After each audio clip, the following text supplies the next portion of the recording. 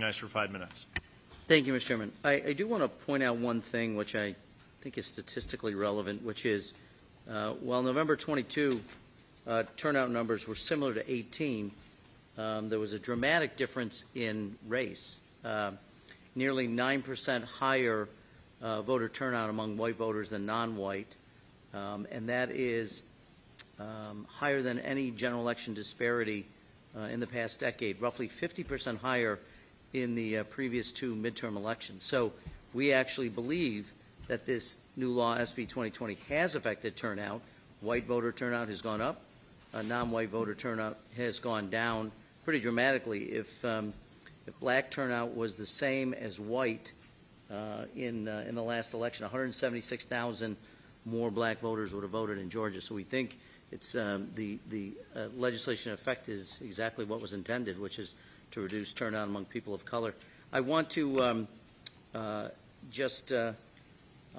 take Mr.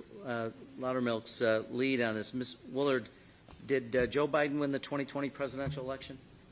Yes, sir. I was an elector for him. Ms. Nuruddin, did Joe Biden win the 2020 presidential election? Yes, sir. Mr. Van Spakowski, did Joe Biden win the 2020 election? Yes. And Dr. Ruth, did Joe Biden win the 2020 presidential election? Yes.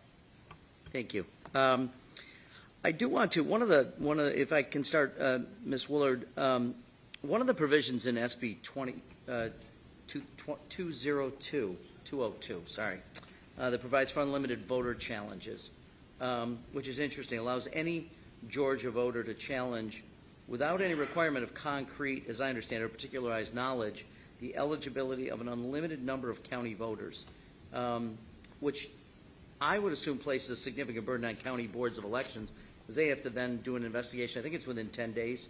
So are you able to explain the challenge process and whether or not that does present a burden to election administrators? Yes, I'll try to do it as quickly as possible. Once we receive notification of a challenge from an individual, and that can come in any way, right?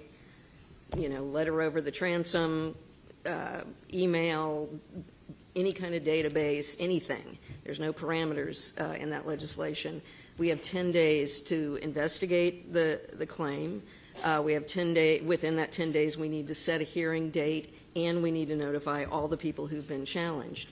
Now, if you were only getting a challenge of one or two voters, you might be able to pull that off with some rigor.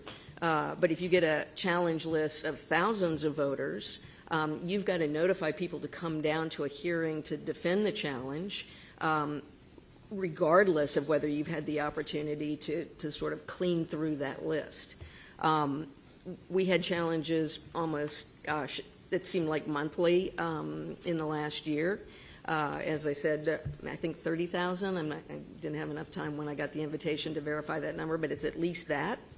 Once we do that, then our staff have to go through and look at every single name and address and see what the basis of the challenge was, and then try to ascertain what was required and what to recommend to us. At that point, then we can, if we decide that there's some basis for the challenge on any individual voter, then we can tag them in our database, and they would have to correct the record when they come to vote, if they came to vote. Yeah, I'm sorry to interrupt you, but That's right. If you didn't have voter challenges, what methods would you use as election administrators to ensure integrity of the lists? Yep, There's quite a few. We get regular monthly updates from the Department of Driver Services of address changes when people come in. And there's a little asterisk to that. We get notification monthly from the Secretary of State's office from, new registrants and address changes that come in through their portal. Sometimes people come to our office or notify us in other ways that they want to change an address, or, come with a list of voter registrations that they've done as part of a voter registration drive. And then most recently, we've used our GIS team as well as an outside consultant to help us update our database in terms of commercial addresses and other things. So you mentioned 30,000 challenges in Fulton County alone? Yes. To your knowledge of those 30,000 challenges, how many were successful?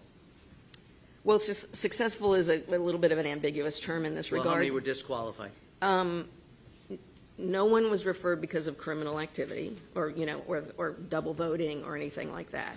There were, I couldn't tell you the numbers, there were people that might have had to do updates to their addresses or things like that as a result of the challenge.